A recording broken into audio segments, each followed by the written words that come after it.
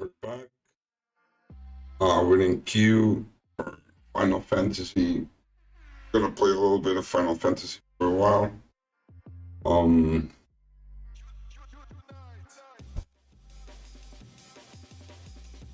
While we're doing that, we're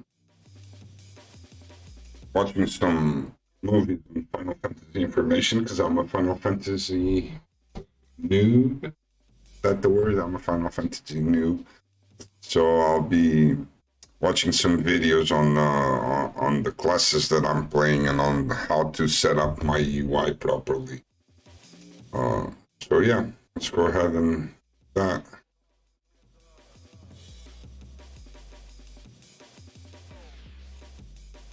Okay, so I fast forwarded things a little bit to save you guys the headache, basically, of me debating like where do I want buttons and like how I want to work things out and whatnot, and everything has changed. As you can see, I have all my abilities slotted. I'm going to explain my reasoning for each one. So this is going to be like the tank setup, I'd call it, because tanks have a lot of overlapping abilities that you'll find that are very similar but function differently.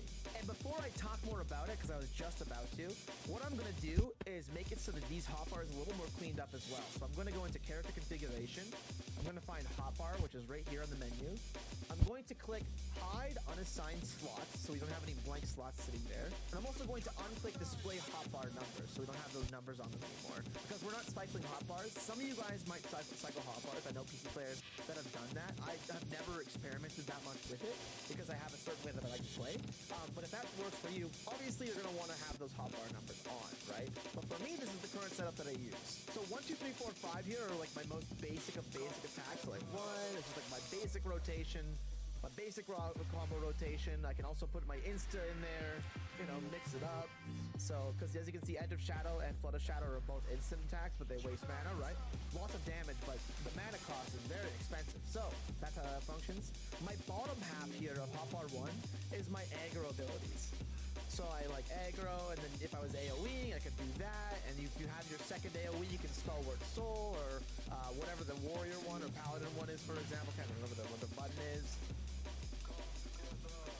And then you could use ranged AoE attack, for example, provoke on Y so that it's accessible but also not in the way, because I only know I have to click it so many times for like those moments that I have to click them, right?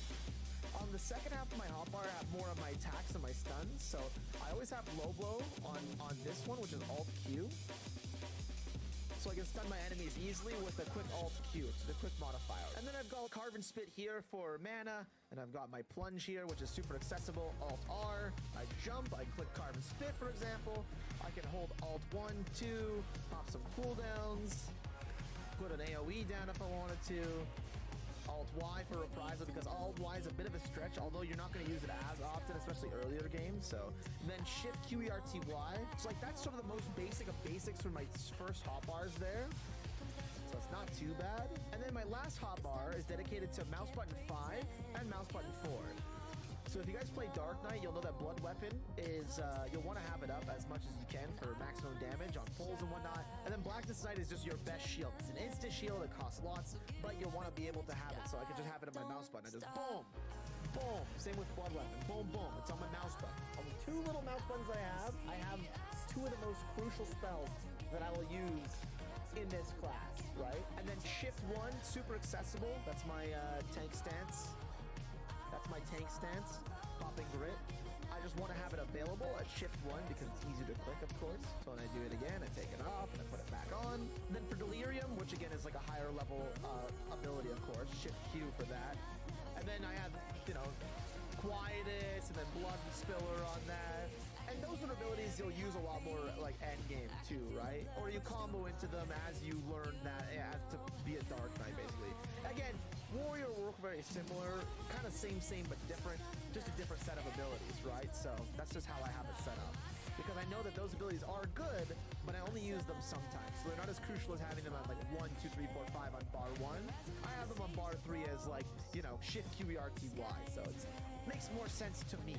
And then Living Dead over here is like the ultimate button, as you guys know. For Dark Knight, it makes it so that I can survive 10 seconds worth of damage past 1. And if I'm healed to top, then I can stay alive. But if I'm not healed to top in 10 seconds, then I die.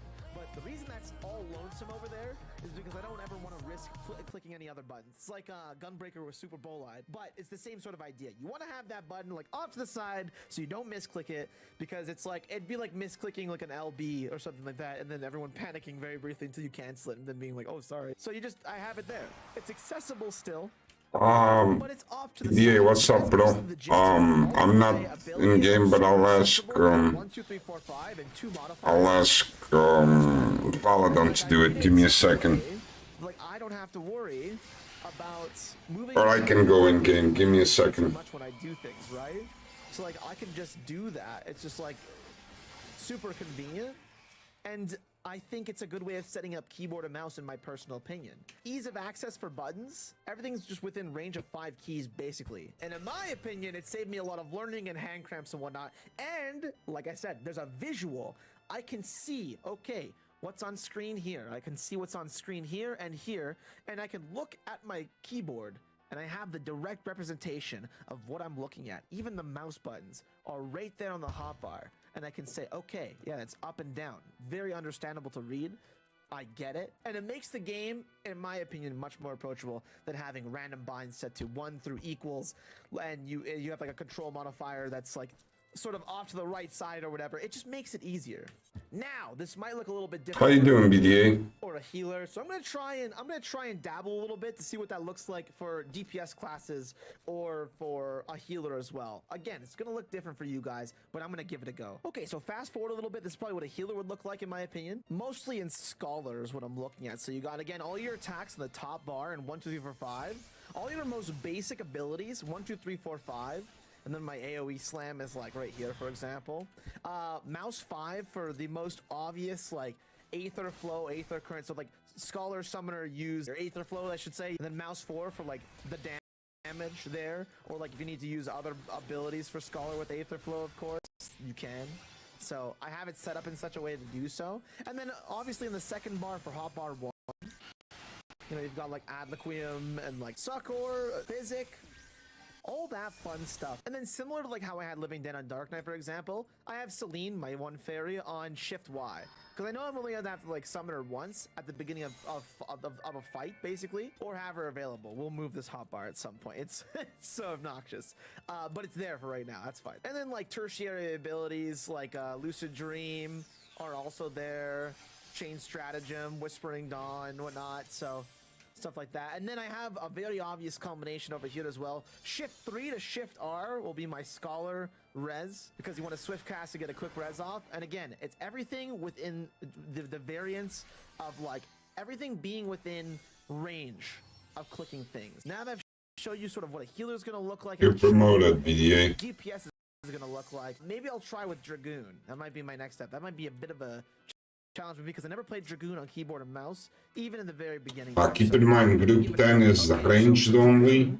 I tried to set it up to the best of my ability, and apologies if it's not the most amazing thing, but I did my absolute best. So I have, again, my basic rotation on the first bar here at the top of the bar, and then anything that combos off it beneath it and around it as well. Dragoon works a little bit different, as in like they have a lot of abilities that do combo off one another, so I like to keep them. It's almost like a dance. You kind of had like this DDR sort of vibe with Dragoon and doing the talk in Discord about sort of shit like that, please. Up, basically. And then not that I don't want to talk in Twitch chat, because I do. Assign it to alt 1 because 1 is sort of the starter of my combo anyways. So like I'm not going to be using that a ton anyways. So it's handy to have there and have available to like pull in things, but otherwise you don't really need it a ton. So that's why it doesn't go into like the main bar. All my jumps are on my alt because they have a longer cooldown comparatively to the first bar. And then everything on the third bar here, mouse button 5 is Ball of the Dragon, which has a relatively small cooldown, but is good for granting further combos and extra damage and whatnot. And then of course elusive jump on mouse button 4, right? Which is the bottom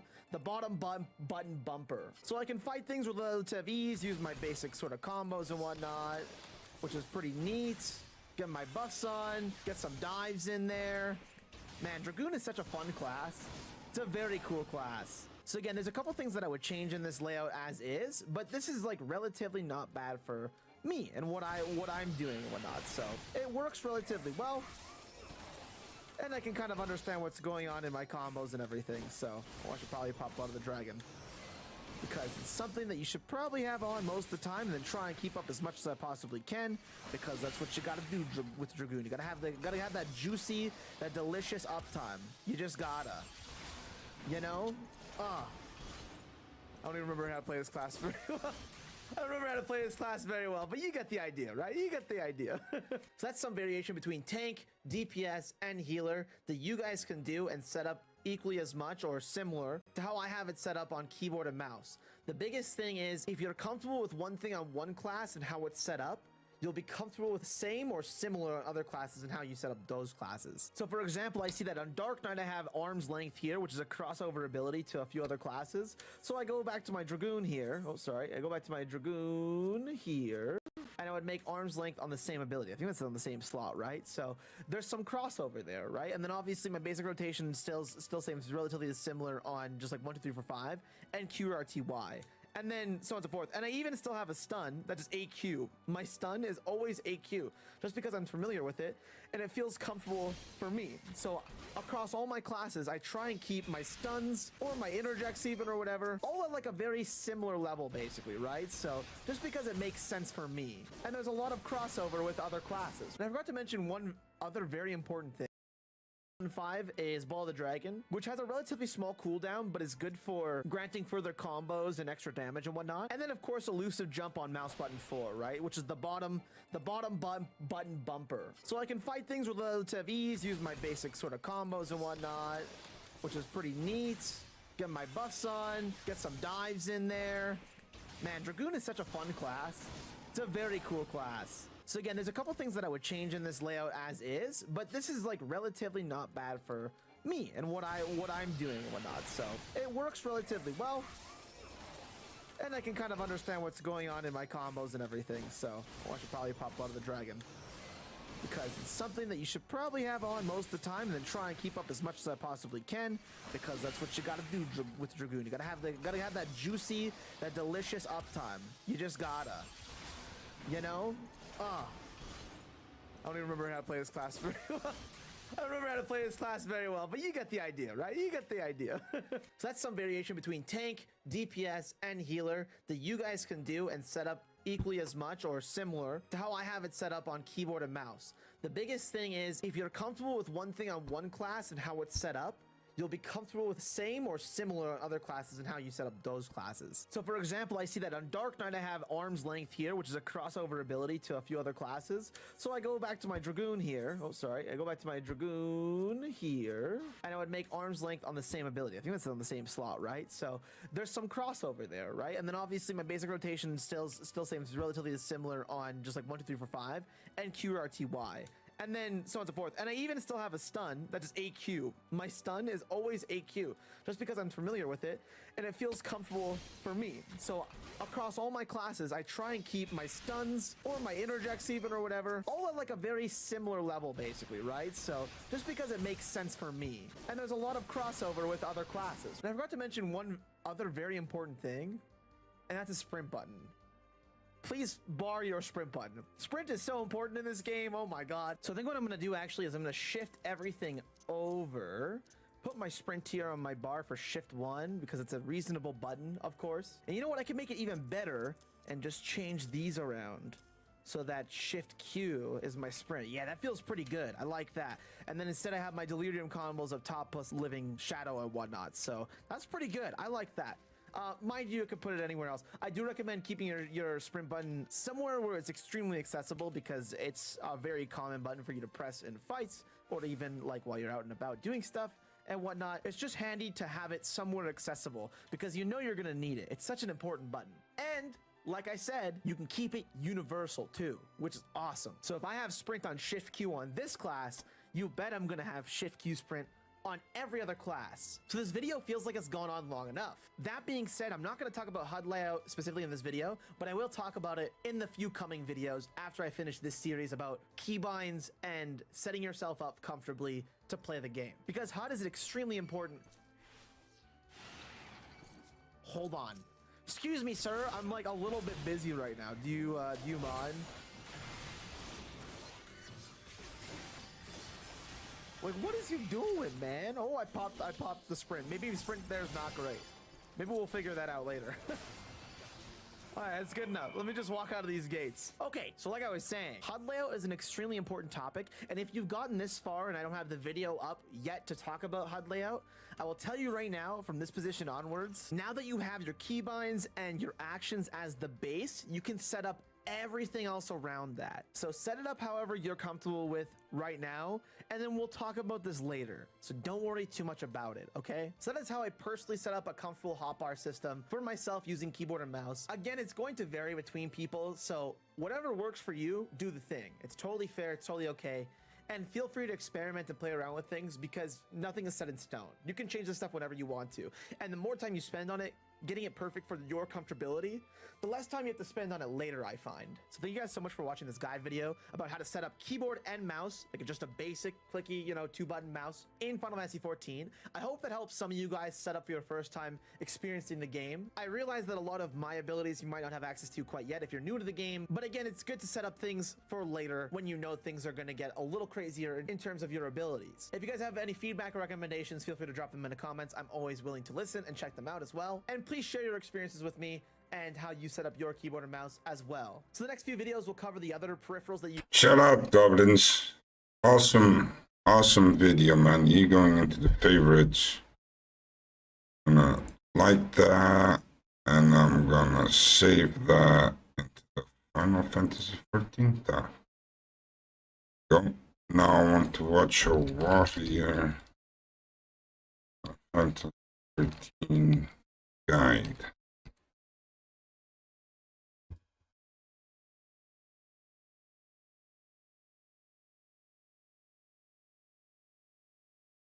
Let's hope we can finally go on.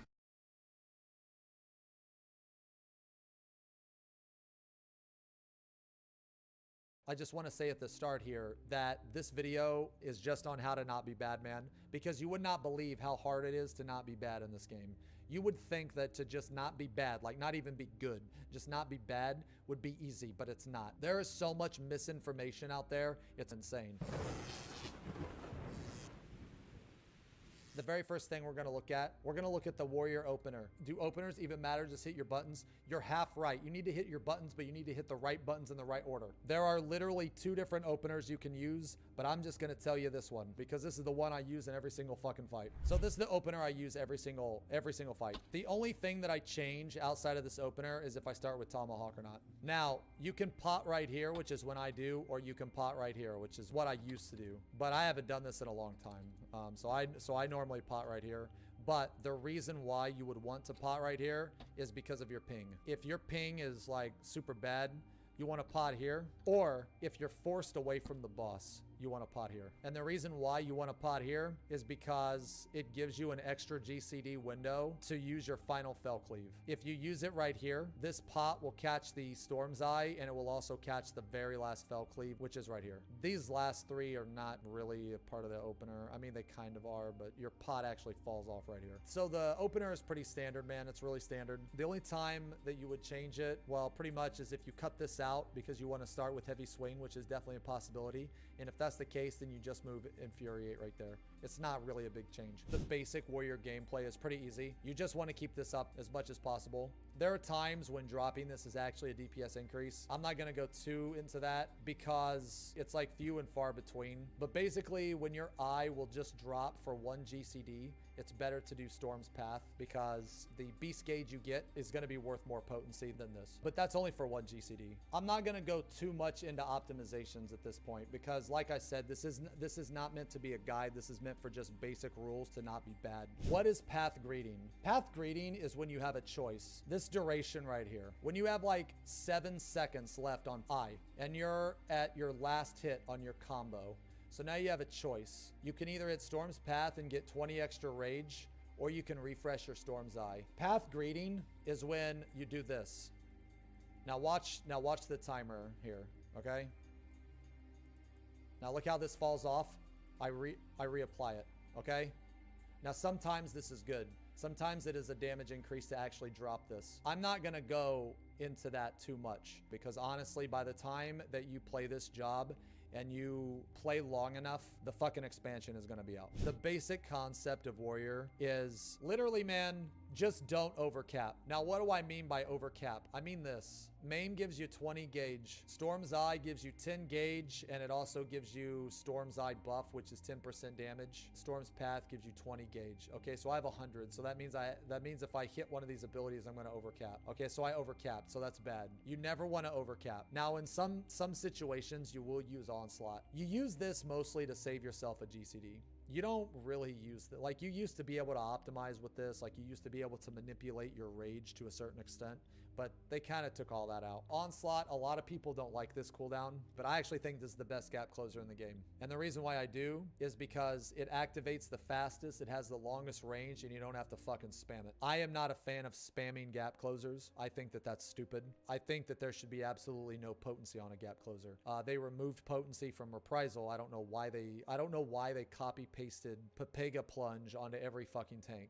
That doesn't make sense to me. Basically, Onslaught is my favorite because it activates the fastest and it's always ready. You could argue that it's always ready for the other tanks, but sometimes you have to save it and it becomes awkward for no reason. And I say no reason because there shouldn't even be potency on that anyway, but that's another thing. But more or less, Warrior is very, very simple. All you do is you just keep this buff up. That's it. When you don't need to use Storm's Eye, you just use Storm's Path.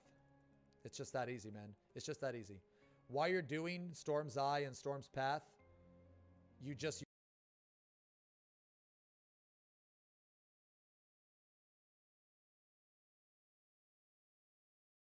use Fell Cleave in between. You have two choices how to spend your rage. You have Upheaval and you have Fell Cleave. Upheaval will always take priority over Fell Cleave. Upheaval is more damage than Fell Cleave. Every time. Not just once, it's every time. Now I know what you're thinking.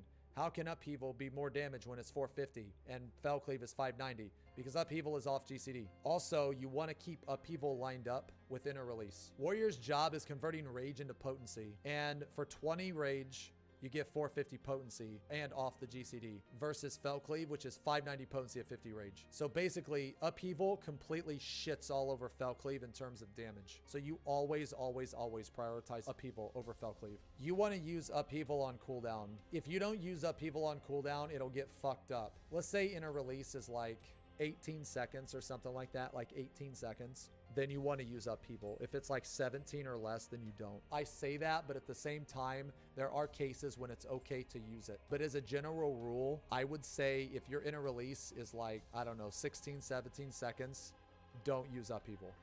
Here's another thing. Watch. So I use my Upheaval, right? Now, you don't have to wait to use Inner Release until this is off cooldown. Okay, you can literally hit this at 9 seconds. If you use your Upheaval, you can hit this like now. Because Inner Release is 10 seconds. So you're still going to get this free Upheaval in. It's just going to be at the end. See, I got it in fine. It's fine.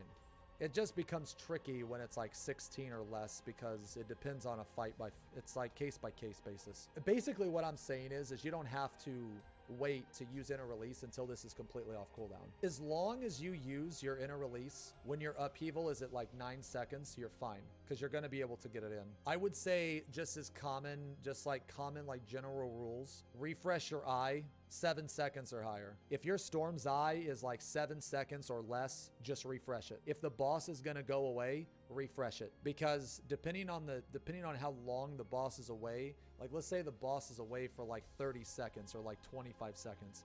Okay, well, you're probably going to need an entire refresh plus an extra like 5 seconds just to keep it. Is refreshing whenever it drops below 30 seconds stupid? I think stupid is the wrong way to describe it. I think it's unneeded in a lot of cases. I'm not going to tell you it is, and I'm not going to tell you it's not, because neither one is correct.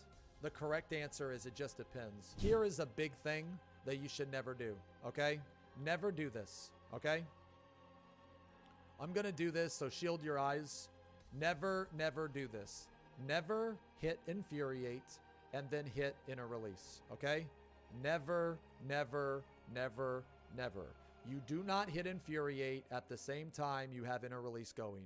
You never do it, ever. Never and ever. I'm going to explain why you never do that because I see people doing this. The reason why you never do this, when you hit Infuriate, it turns your Fel Cleave into Inner Chaos, okay? So when you hit that, it gives you this. This buff will almost never matter. The fact that it gives you a buff here is kind of dumb. It almost never matters. The only time this buff matters is when you're trying to optimize with your second potion, when you want to try to get in 3 Inner Chaos. But this ability auto crit direct hits. Auto crit direct hit every single time. So Inner Release will make all of your attacks auto crit direct hit. So if you use Infuriate underneath Inner Release, you literally just waste an entire GCD. When you get Inner Chaos, the job changes. When you get this fucking god-awful ability that for some reason everyone fucking loves, that is horrible. I think if you like Inner Chaos, you don't understand how bad this move is. Like, you don't understand how horrible this move is for Warrior. The only thing you see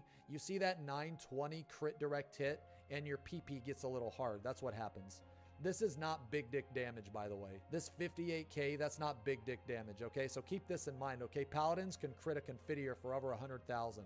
So when you're doing your little baby dick, you know, 90k, 95k, you know, fuck yeah, man mode, Inner Chaos, the pussy tank with the shield is dealing more damage than you. The White Mage that does Misery is shitting all over your big dick 920 potency move, okay? So maybe the next time you think, oh man, Inner Chaos is so strong, maybe you should think about a crit direct hit Confiteor or a crit direct hit Misery, because that's exactly what you're going to be going through, is Misery. Warrior DPS is pretty standard, man, honestly. If you want to just simply not be bad, all you have to do is keep Storm's Eye up and use Path when you don't need Storm's Eye. That's literally it. And use this on cooldown. Use Upheaval on cooldown. Upheaval will drift, and what does it mean to drift? This is what it means to drift. So I use Upheaval as a first off GCD here, okay? So when this comes around again, it's going to be a little bit slower in my GCD, meaning that it's going to be closer to being a secondary off GCD than a first off GCD. So basically, as you do this and you go through your rotation, so like right here, it's going to come off cooldown as a secondary. See that? I almost clipped. Okay?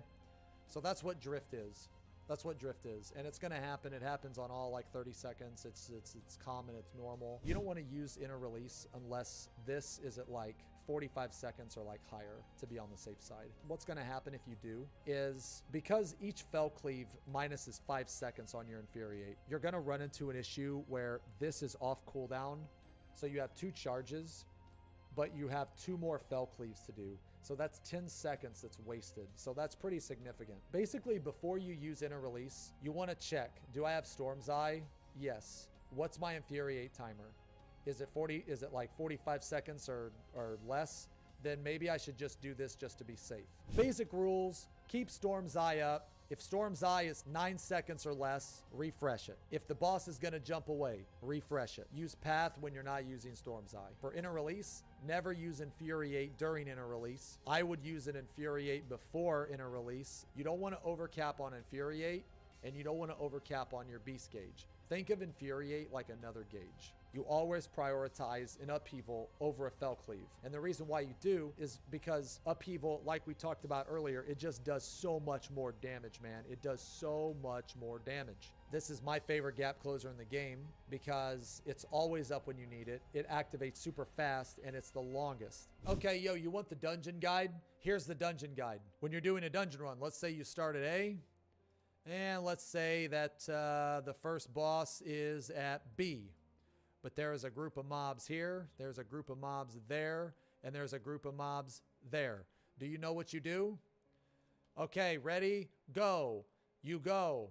You get this group of fucking mobs. Overpower. You get this fucking group of mobs. Overpower. You get this fucking group of mobs. Overpower. And then you fight at the wall and you blow all your cooldowns and then you kill them all, okay? That's what you do. That's the end of the guide. All right, that's the end of the guide. All right, I didn't mention Storm's Eye. Here's a little bit of advanced. You can hit one of the mobs, then you hit another, then you hit another and put on Storm's Eye, and then you can put on Overpower and all that shit. But I didn't want to overwhelm you, so I didn't mention Storm's Eye, okay? Because for some fucking reason, man, there's this big taboo on pulling wall to wall. You know, these motherfuckers that think that it's so hard to pull wall to wall, it's like they don't have their cooldowns on their hotbar. It's like they've never actually ran any type of content besides a dungeon. That should just be standard, pulling wall to wall. That should just be fucking standard. It's literally impossible to die. Dungeons in this game are stupid fucking easy. If you need a guide for a dungeon, I cannot help you. There's nothing I can say that'll help you. You're just, if you need a guide for a dungeon, you're just bad. I'm sorry. It is what it is. The dungeons in this game are that easy.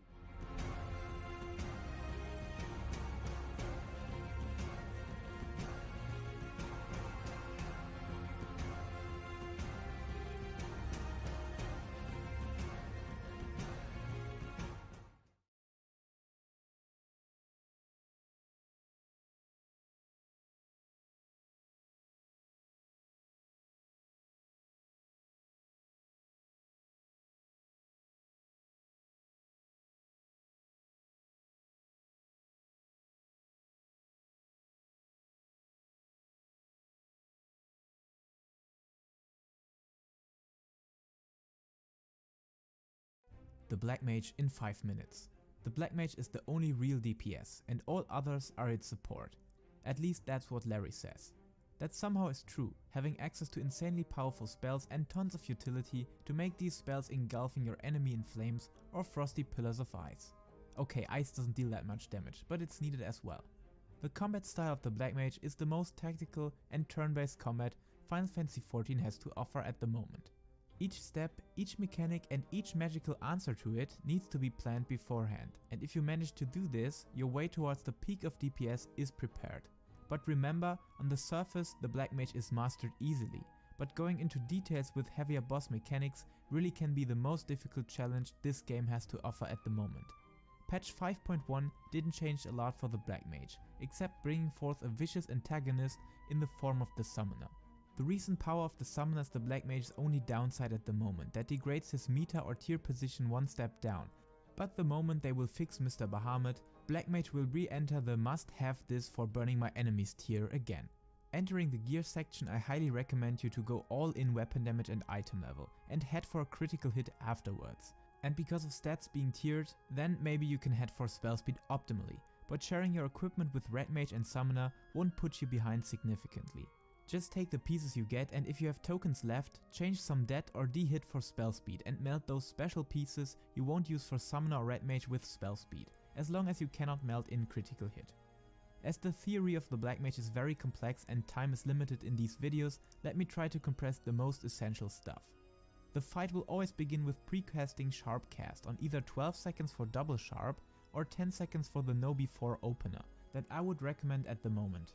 Then we head into Umbral Ice, in which you start with Blizzard 3, followed by Enochian that grants you access to many other spells as well as a damage boost. That again is followed by Thunder 3 in each opener. In the case of Double Sharp, you will use Blizzard 4 afterwards to gain access to Umbral Hearts that will reduce MP costs of your fire spells, which is important for each Umbral recovery that you need after you burned out your MP in Astral Fire. Ignore this on the opener if heading for the no before opener, and just switch to Astral directly by using Fire 3. In the recast time of it, make use of Triple Cast, which not only is a phenomenal tool against any sort of movement requirements, but also boosting your opener by giving you time after each hard cast spell to use OGCDs in between that otherwise would hinder you from your ABC always be casting guideline. Therefore start off your first Fire 4 with your first stack of Triple Cast and optimally use a potion on the first recast timer. On the second one, use your next insane time magic tool Leylines. These spawn at the Black Mage's position and remain for 30 seconds, also powering up your casting speed. Here you can also use between the lines to warp yourself into the lines again. Because of having some more space for another OGCD here, you can also use Swift Cast if you want to head for the no before opener, followed by the next 3 Fire 4s. Here you can make use of another spell right after the last Fire 4, you will use Despair.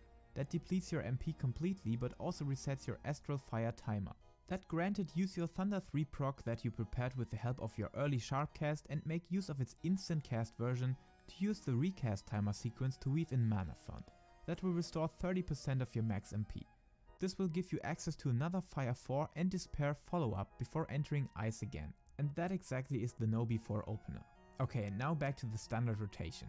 You will always make use of your Umbral Ice Phase for recovering your resources. That means reapplying your Thunder here if you haven't used any procs of it in Fire, using Blizzard 4 to expand your Astral Fire uptime, and use Xenoglossy for creating recast timer space or against upcoming movement. But never cap it over 2 stacks, and never lose Ino-chan for granting you Xeno procs.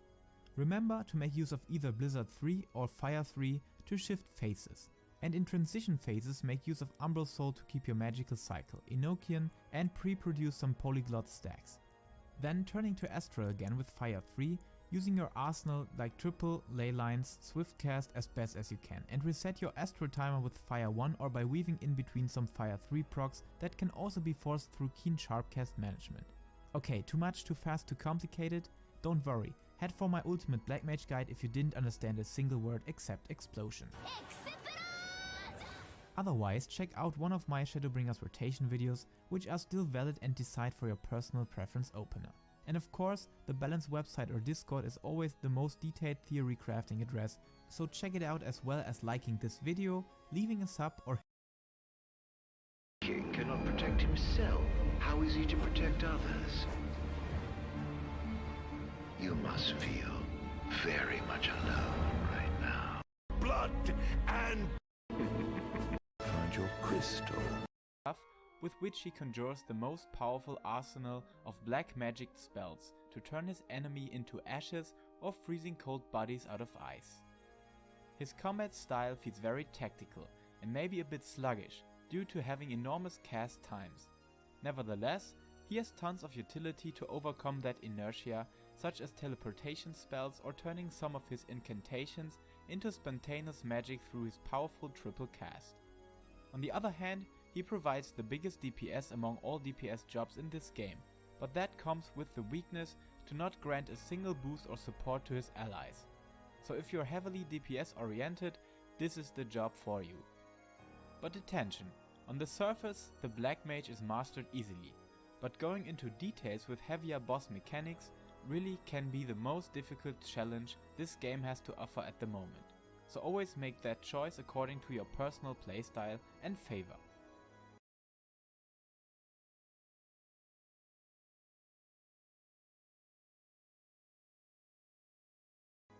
On the equipment department, let me quote one of the Black Mage mentors from the Balance Discord. Always maximize item level, increase spell speed to a solid comfort level, then grow to critical hit or direct hit, and determination after that. All stats are tiered, so exact melts depend on total stats, meaning that you might melt a worse stat over a better stat due to your gear set or Yeah, man. Thank you for that. He advised this I'm right here though. I was bitching that these guys are speaking words that I don't really understand. This is complicated as fuck, man. The rotation works at both I think I'm gonna love it. So feel free to use one of the sets in the aforementioned relative gear comparison sheet. As on Tuesday the patch 5.05 hit the servers, and if you're blessed with unlimited wealth and have your crafters leveled up, you should have access though. 50 pieces and overmelt them like crazy. We could spend this much wider, but I think sticking to a solid item level crit, direct hit and spell speed values will make the deal in any situation. Therefore, let us continue into the normal basic level and do the okay DPS with it. Mm-hmm. If you want to be the top DPSer, this is gonna be it has the potential to be the top DPSer, but it's really hard because you need to learn the fights. Bro, Watch that fight, and you'll know what I mean. I mean, I've read into the double sharp, no swift opener, the double sharp opener, and the no before opener, right? So. Okay. Listen, don't look at the openers. Don't look at those details. Understand the flow of the class, because now there's remember now they changed a lot of stuff. Right. So the Black Mage, they didn't change it much. They made some changes to it. Mainly the Enochian became a passive. So in case you mess up with the Mage, it's not as bad as it used to be. In the past, if you mess up, you lose Enochian and it's a 30-second cooldown. So If you lose Enochian, you don't have it for 30 seconds, your DPS is gone. Your DPS is 0. So one mistake with Enochian and you're fucked. Now that it's a passive, it's very easy to manage. Much easier to manage. Let me watch this. Alright. Split into 2 different phases, which are the Umbral Ice and Astral Fire phase, both lasting 15 seconds each and can be extended by the use of specific elemental spells like Fire 1, Fire 3, Despair, Blizzard 3 and Freeze. The Umbral Ice phase serves as your starting point for the opener, your recovery when you died or lost Enochian by another reason, and where you will recover MP when your Astral Fire burnt every resource you have at your disposal. That mentioned, your Astral Fire phase of course serves as your damage output phase. Here all the mighty explosions are weaved in and timing and position defines the overall damage output significantly in this phase. But let us cover their specific parts a bit more, except the AoE parts. These I will split apart and explain later on. Your starting spell in any good case should always be Blizzard 3, also called B3, followed by the application of Enochian, which grants you access to Blizzard 4 and Fire 4 that are essential. Above that, it maintains 1 polyglot stack. For each 30 seconds, you could uphold. So you see here, you don't need Enochian Enochian anymore. When keeping your Alright, so Enochian has become a passive, right? So you have the E4 and F4 are now actives that you can click and that on your hotbar. So you saw okay. So you saw how he said you have freeze. The blue phase is where you're regening mana, opening, and getting your stacks of Astral Ice, right? Right. So And he said this is where you apply Enochian, but you don't need Enochian anymore. The second you cast B3, you get Enochian. alright. Because it's a cycle passive. of Astral Fire and Umbral Ice. You saw how he said those spells? You remember how I told you need to cast Fire 3, F3 to turn into Fire mode? And then once you have 5 seconds left, you cast F1 to get to stay in Fire mode? This is what he explained here. So F5 and what's it called? F5 and is just for damage. F4 is just for damage, I mean. F3 is for switching to fire. F1 is to stay in fire. Keep casting F4s until you're low on mana, and then you cast there. And then you switch to B3 again and B4. Okay, keep Furthermore, it boosts your magical damage output by a raw 15%, so never let this Enochian wear off. Another spell to open with in Umbral Ice is Thunder 3, which is our single target dot that causes quite some damage and can also proc another free and instant version of itself, by chance of each tick. Your goal should always be to let it run as long as we can, but always make use of these procs, because they also deal the full damage potency of the dot damage directly, while costing no MP as well. That secured, we will directly make use of Blizzard 4, to gain our precious 3 Umbral Hearts. These nullify the increased MP cost in Astral Fire, by which your fire spells are boosted. That increases the uptime in Astral Fire and the potential use of heavy Fire 4 spells, so always try to maintain these Umbral Hearts before switching into Astral Fire, except in the no B4 opener, but that's a topic for a far more advanced rotation video. To maintain Umbral Hearts and uphold Umbral Ice even when the boss is transitioning or in between group pulls and dungeons, you can easily spam Umbral Soul, which is an instant spell that generates one of your icy resources. This can really help you shorten your ice phase, having prepared everything to directly switch into the fire phase after getting Thunder 3 on the target, and to generate additional polyglot stacks without any form of uptime. The only requirement for this is to be in Umbral Ice, so try to get there with Blizzard 3 as always, but in transitions you can also make use of Transpose when strictly stuck to Astral Fire without any target helping you to switch. And when finding yourself in Umbral Ice, keep in mind then when your Thunder 3 is still running above 12 or more seconds, then it would be a DPS loss to recast it here. Just go back to Astral Fire through the use of Fire 3. Which is our keyword. Fire 3 is the spell with which you can easily turn your Umbral Ice into Astral Fire in no time. While having a massive 3.5 seconds base cast time, That is decreased by half when you have 3 stacks of Umbral Ice. That also counts for your Blizzard 3 on Astral Fire. So if you maintain 3 stacks of one of the elements that you always should, switching is made very easy here. Turning to Astral Fire, the before mentioned explosions are called forth with our Umbral preparation as backup. Our goal in Astral Fire should be to put as many Fire Force out as possible, and ending the whole thing with Despair, while also maintaining the AF cycle by the use of Fire 1 or Fire 3 procs, and to make use of Thunder 3 procs to prevent clipping or to keep up its dots effect.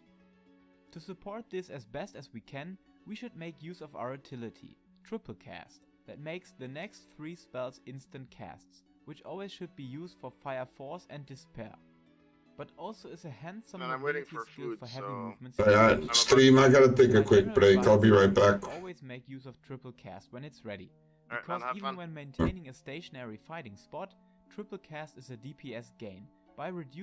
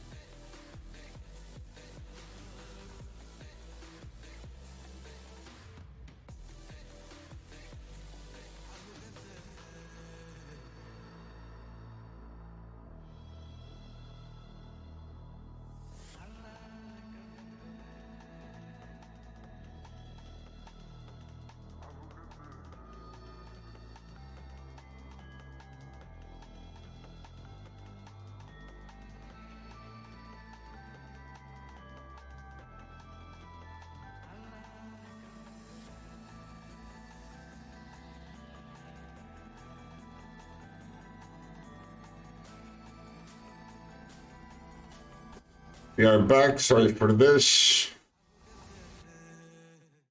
Go straight back into it. Using the cast time of each spell to its recast. What's our queue time? In most of the cases is 2000. For swift cast, the same considerations can be made. I personally like to have it ready for my distracted mind when forgetting to uphold the Astral Fire cycle with Fire 1. It's always great to know I still have swift cast. Everything's fine. But of course, that would precisely be a small DPS loss to keep it, so always make a decision for yourself on that little spell. And yes, no race for the Black Mage, so it should always be a DPS decision. Another gimmick to improve our explosion output is Leylines, which is a conjured zone beneath the Black Mage that reduces our recast and cast time by 15% for 30 seconds. Try to always place your Leylines at a position that you won't surrender right afterwards. Again, you still lose damage potential if you hold back that awesome little boost for too long. And with the Between the Lines spell, we are also able to always teleport back to our Leylines, which can be a genius utility for planning into stacking and splitting mechanics. Staying at this category, we also have Mana Font, which grants us 30% of our MP, directly increasing our Fire 4 count again. This moves directly into a sweet spot in the Shadowbringer's opener of the Black Mage, but more to that later. Then, if your MP is nearly completely spent in Astral Fire, we normally end that phase with Despair, switch back to Umbral Ice with Blizzard 3 and maintain Umbral Hearts again by Blizzard 4, reapply Thunder 3 if needed, and switch back to Fire again. But not always, since Xenoglossy being an instant cast that replaced our Foul spell in single target occasions.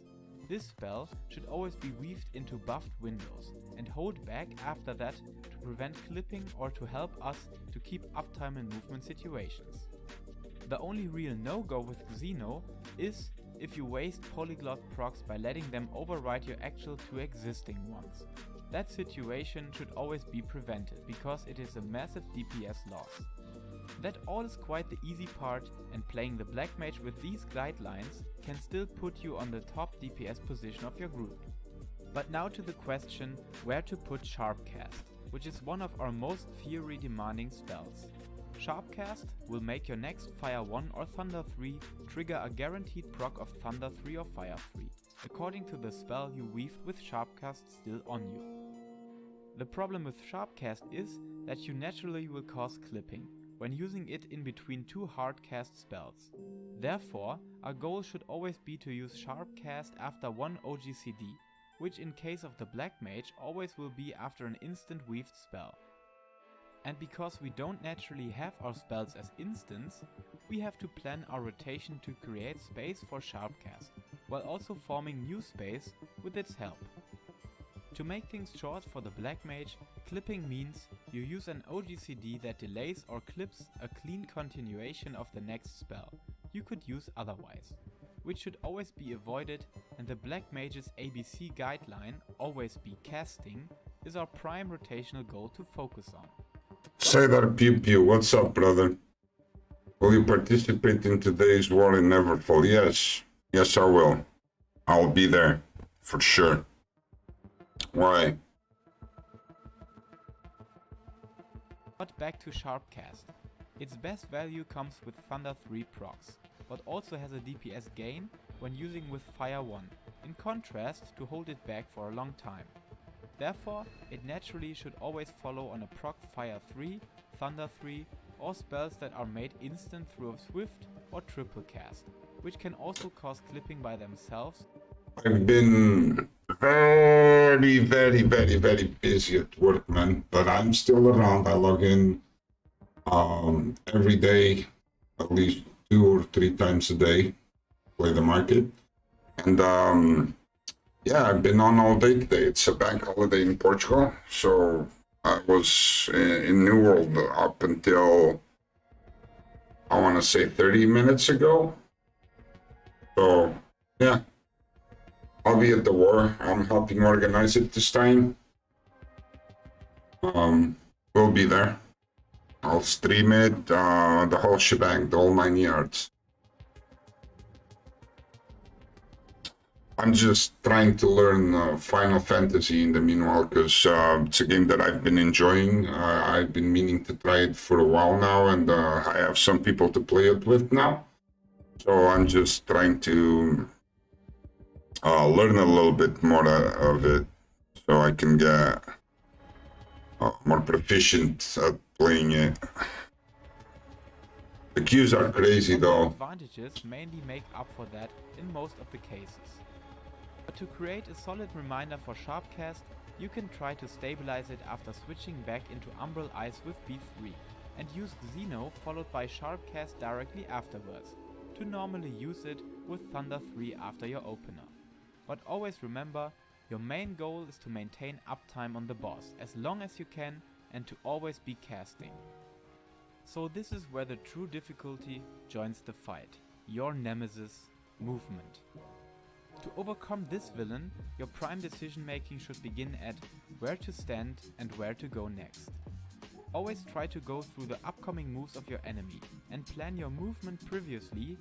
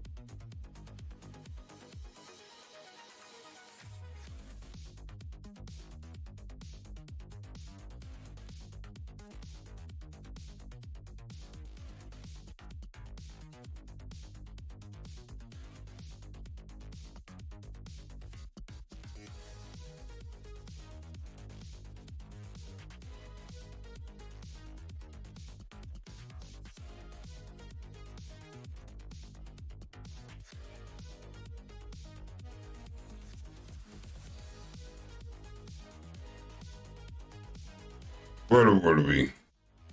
To prevent emergency movement, which always costs uptime or essential cooldowns to keep that uptime mechanically.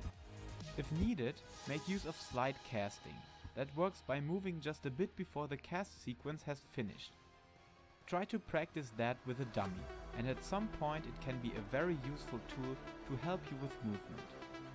Skill-wise, you have two great options that support you with that. Ethereal Manipulation, which drags you towards the targeted party member, which is great for sudden stacking mechanics or donut circle AoE, with a tank or melee as target. On the other side, we have Between the Lines, that teleports you back to your Leylines, which works great in splitting or when distance to others is needed. Of course, Triple Cast and Swift Cast should be mentioned here as well, because they naturally align with boss mechanics to make use for their movement potential as well. But like I mentioned earlier, don't strictly hold them back for movement situations. Nevertheless, the best utility since Shadowbringers will be our Xenoglossy, that has no strict position in our rotation, and if you manage to get rid of your Sharpcast with other timings and OGCD combinations, there is no loss in keeping Xeno, except for perfect raid synergy timings or overcapping on polyglot stacks. But enough of that battle system theory. Let us check the opener I have chosen to present you, which is the double sharp opener that I have modified to work without Swift Cast, and that I got from Caro Khan's 5x Black Mage guide. So thanks for your awesome contribution to the Black Mage community. Shout out. While technically being a little weaker than the no B4 opener, it feels quite more natural and in synergy with our basic mechanics. Furthermore, by getting into a good rotational flow with this opener easier than with the no B4, the DPS throughout the whole fight could be way better for some of us. But of course, I will link the no B4 opener into the description as well, and maybe do another rotation video on it, when I've finished building my crazy overmelted gear on steroids. The only difficulty of the double sharp opener is its timing with the countdown, which always should be made with 15 seconds by your tank. If he does 10 or less, or just refuses any form of countdown, go and have a serious talk with him right now. Black Mage DPS is a serious Wait, well, that's the talk with the tank again? Because and that I got from Caro Khan's That's too much. good rotational flow with this opener easier than with the no B4, the DPS throughout the whole fight could be way better for some of us. But of course, I will link the no B4 opener into the description as well, and maybe do another rotation video on it, when I finish building my crazy overmelted gear on steroids. The only difficulty of the double sharp opener is its timing with the countdown, which always should be made with 15 seconds by your tank. If he does 10 or less, or just refuses any form of countdown, go and have a serious talk with him right now. Black Mage DPS is a serious subject. Healers and tanks have to adjust, because you are the DPS, the others are the support. Yes, That sounded like the meh. blast should optimally come at 12 seconds of the countdown, which can be hit quite decently after you see the text battle commencing in 15 seconds vanishing. Thanks Caro again. Then use Blizzard 3 at around 4 seconds, hitting at the same time like the tank's first attack should hit in a perfect scenario. After that, go through all these Umbral Ice basics, casting Thunder 3, Blizzard 4, and switch to Astral Fire with Fire 3. There you will use Triple Cast, your first Fire 4 to prevent clipping, and in the recast time, use your Int Potion, which is a sloppy bastard. So keep hammering that button to have it done until your next Fire 4 will be ready. Oh, And use Leylines, hopefully at a good spot, where you can barely hear you, man. That's weird. I'm eating cake. Wait, stop real quick.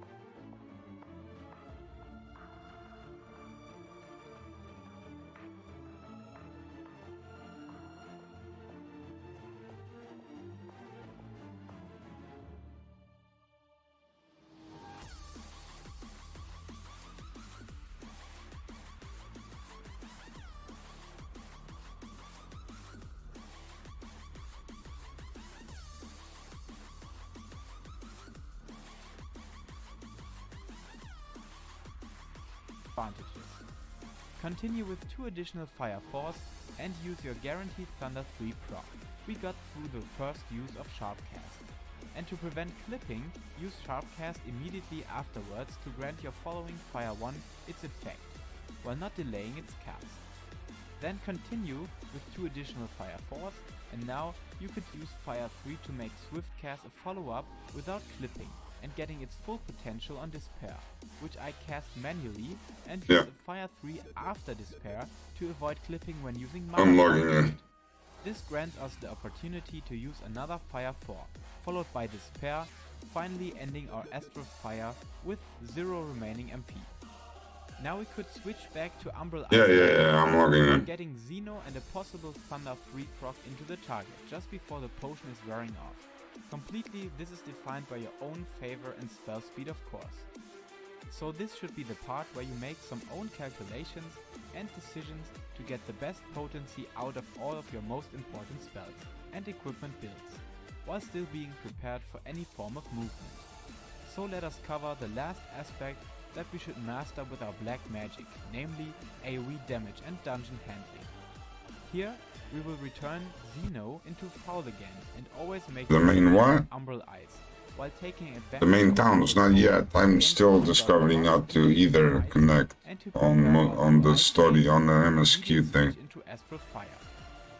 Here we will spam as much flares as we can, that are way stronger when being made instant through Swift Cast or Triple Cast, due to Flare's massive casting time, while having Umbral Hearts reducing its MP cost by 1/3, allowing us to at least cast 2 flares in Astral Fire, 3 with Mana Font and 4 with an Elixir, which of course is absolutely fine-tuned and optional.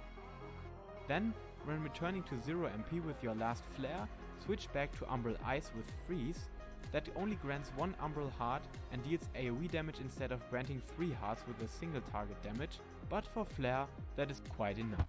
So make use of 2000 Thunder something. 4 and its procs in the Ice Phase, smash in our insane AoE killer Foul, and switch back to Astral Fire with Fire 3 when 3 or 4 targets are available. And if there are more than 5 enemies, directly switching into Fire with Flare, to spread your explosions on as many targets as you can. And this will be repeated over and over again, until targets are dying, so always stay flexible, use Foul instead of Xeno, when at least 2 targets are present, and switch to single target rotation with less than 3 targets. The rule of thumb here, like with every AoE DPS situation, is to use the most efficient and strongest spell on as many targets as possible. So never waste targets for Foul just by strictly sticking to We your got 2 rotation. slots That open. means if targets are soon to die and you have full MP in Astral Fire, maybe prioritize a Foul proc to get into them. That all may sound a bit overwhelming at the start, but trust me, when reaching level 80 and with a proficient boss knowledge, all this will flow brilliantly. And the way to the throne of DPS lies just before you. Because, remember, all others are your support and you are the true DPS. You are the master of explosions and will call forth Who am I less trading with? destruction for your enemies. What build do you want me You on? could benefit from this guide and also had some entertainment while watching. And if that Yeah, is the case, hit the usually what I like, do. sub or comment button and keep supporting this fantastic game. So thanks a lot for Lucky Fish and Caro Can for their amazing work on the written Black Mage guides and for the contribution to the Black Mage community, and above that, thank you for spending your time on this video. And I would be pleased to see you again. That's in just a another tank. video. Until then, always be casting, take care, and never lose Enochian. Well, you can't say I didn't warn you.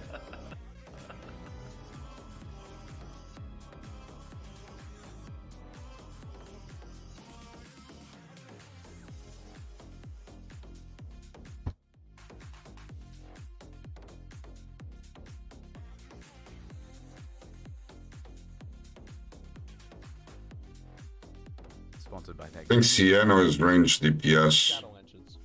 Scientists are racing I mean PM. to unlock the secret He's offline. questions we once thought impossible to answer.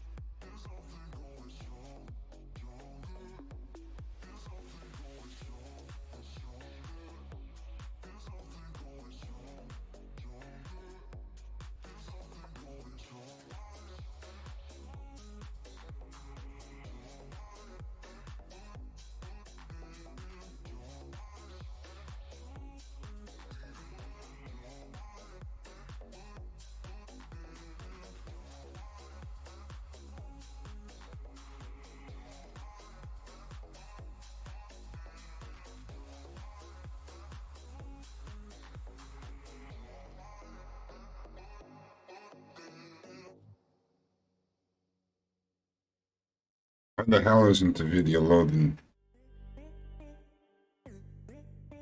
Helpful for all of us, because There you go. maybe you want to achieve this as well, and want to have your interface as minimal as possible and clean looking, and yeah, also want to enjoy the graphical quality of this. Oh, that's not definitely. Hey Buns, today I'm going to Zepla HQ. What hides Zepla HQ? requested of me, and that's basically just going through my HUD and my UI and explaining my reasoning for why I have things where they are. I'll also show you how I have just today managed to create a job changing menu so that I don't have all these job buttons cluttering my UI. Right, so I'm just going to auto attack this boss so you can see how everything is set up for me. Not everything is perfect, right? There's things that may not be perfectly aligned, but this is just how it works. As you can see, the boss's target bar is right in the middle of my screen. Now, if you're raiding, if you start to do some of the harder content, it is extremely important that you see what the boss is casting at any given time. This is the difference between life or death for yourself, and could mean a wipe if you're not paying attention. So you can see that's Shadow Burst. That is what this boss is casting right here. And how do I do that? I get questions about that all the time. So here, actually, I'll change it back to the way it looks normally. So normally you just see target bar, right? So you click on target bar, and then you click on this thing right here that says display target info independently. Click on that, and you can see that now you've got 3 different little doodads you can change. You can see the HP of the boss, which I put right here, right in my face. The progress bar means the boss's cast bar. I put that right here where you just saw it. And status means like debuffs and stuff on the enemy, and that's really important too, so that I like to put that right underneath the HP bar. As for the job bars, I like to keep these down near my action bars, but I'll tell you that when I first was learning Dancer and I needed to get used to always using my dances on cooldown, originally I had gotten the dances on a separate hotbar, and I made this hotbar so giant you can make it bigger by pressing Control Home on the keyboard. It'll go up to 200, and in your chat log it'll show you how big it is. I had this thing so giant right here in the middle of my screen so that I knew whenever it was off cooldown and it was time for me to use it, kind of like a weak aura, wannabe weak aura, right? And this actually helped me a lot when I was learning Dancer to always be using that when it was supposed to be used, so that might be helpful for you too. Oh man, I need to put it back. How did I play like this for so long? Okay, put it back, put it back. Here are my buffs. As you can see, I just got a little buff. No. Hey Buns, today so normally you just see target bar, right? Bar. As for the job bars, I like to keep these down near my action bars, but I'll tell you that when I first was learning Dancer and I needed to get used to always using my dances on cooldown, originally I had gotten the dances on a separate hotbar, and I made this hotbar so giant you can make it bigger by pressing Control Home like a weak aura, wannabe weak aura, right? And this actually helped me a lot when I was learning Dancer to always be using that when it was supposed to be used, so that might be helpful for you too. Oh man, I need to put it back. How did I play like this for so long? Okay, put it back, put it back. Here are my buffs. As you can see, I just got a little buff on myself. These are my buffs, and there's 2 kinds of buffs actually. So if I eat food, you'll see that pop up over here. So I have that split into 3 groups, right? On my status info, enhancements, I have it split. You could display it as a single element, just all your buffs, right? You can see it there at the top.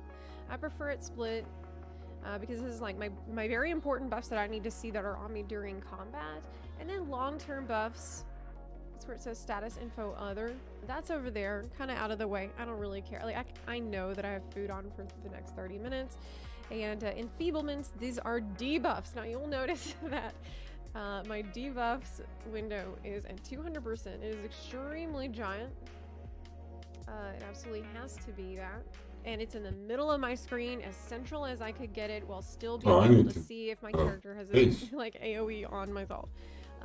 This is one of the things that saves my life. So this being giant and in the middle of my screen, allowing me to see if I have, you know, acceleration bomb on myself or some other horrible debuff.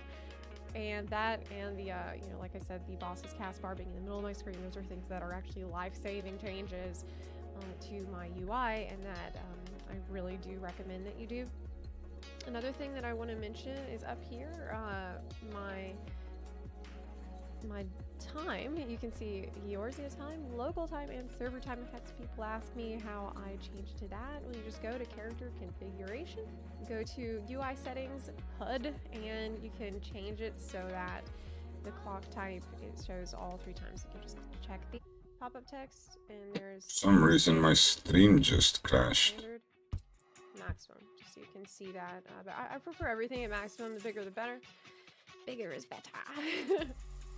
Other things here, you can turn on and off depending on if you want those things. A lot of those are self-explanatory, so I don't need to really go into all that. Your enemy list is going to be fairly important, especially if you're tanking, to be in a place where you're comfortable looking at it. It's red. This means I have the aggro on them. So this is a really important way as a tank to make sure that you have aggro on everything. See, it's yellow. It means that I'm losing aggro on that. And now I've lost aggro. It's going straight to the chocobo. I know this probably... Yeah, now I've completely lost aggro. The chocobo has it. This might seem obvious to some of y'all who've been tanking for a while, but I tanked for an embarrassingly long time without knowing that. So I just thought that, you know, you can click on things here too. Sometimes it's just easier to select enemies straight from the enemy list as well. So yeah, put that somewhere handy. If I swap to my Dark Knight, you'll see I've changed the appearance of the job gauges. So if you don't like that edgy look of the Dark Knight gauge, for example, you can go here, click on it, and click on where it says switch job gauge to simple mode. So here's the not simple mode. It's, you know, this edgy helmet, and change it just being a nice, sleek looking gauge, and that's available for every job gauge in the game. Another quick thing that I should mention just about my interface is the inventory, which I've set to expanded. I know some people prefer it to open all. Look at that. Maybe I could get used to that. Actually, maybe I'll try that out for a little while. Now I want to show you how I cleaned up my jobs by just using a menu to creating a little menu to switch jobs with. I learned how to do this from a guide that was posted on Reddit by Garnet Divine. Thank you so much for creating this guide. I'll now try to walk you through how I did this. Having done this successfully on my main, I will now do it once again on my alt just to demonstrate how this works. So as you can see, here are all of my job buttons cluttering up my screen. Now if you don't even know how to make the job button, you go to your gear set list and you grab the job and you just drag it down to the bar. One other thing I forgot to mention earlier is changing the transparency. I had my crafter bar set to be more transparent for some reason, and I have no idea why. So we're going to change it back. So we are going to create a menu to use for switching the jobs, and it's going to look much nicer. It's going to be very cool. So I will look and see which bars are currently holding all my jobs, and this will have to be shared bars. When you go to hotbar settings and character configuration and go to sharing of my hotbars, only 1, 2, 3, and 6 are not shared among all my jobs. These hotbars that hold my jobs are 4, 10, and 8. This means that they're always going to be there no matter what job that I'm on, because they are shared. And so it's important that the hotbars that have all your jobs on them are shared. So these are 4, 10, and 8. So I'm gonna go to 3. This is a layout 3 that I'm gonna use. Is you can make another macro that is like a go back button, and it can just say Hud Layout 1, you know, your main layout. Put it on any shared hotbar that you want to put it on, and then you can just go back to your main layout. Simple as that, right? So you can go switch, and go back. Another way to do it that I think is kind of cooler, maybe a more elegant way, but it will take up a lot more slots, is you take one of these jobs, bread, Bard is what I mean. I hope that by showing you my UI and my HUD, maybe you've got some new ideas for how to make your HUD more comfortable and more easy. I just need to be in the game. Job mechanics, debuffs, and that sort of thing. If you like this video, please consider supporting the channel on Patreon. Yeah. You can also support the channel for free by clicking the subscribe button or by sharing this video with your fellow Warriors of Darkness. Thanks again so much for watching.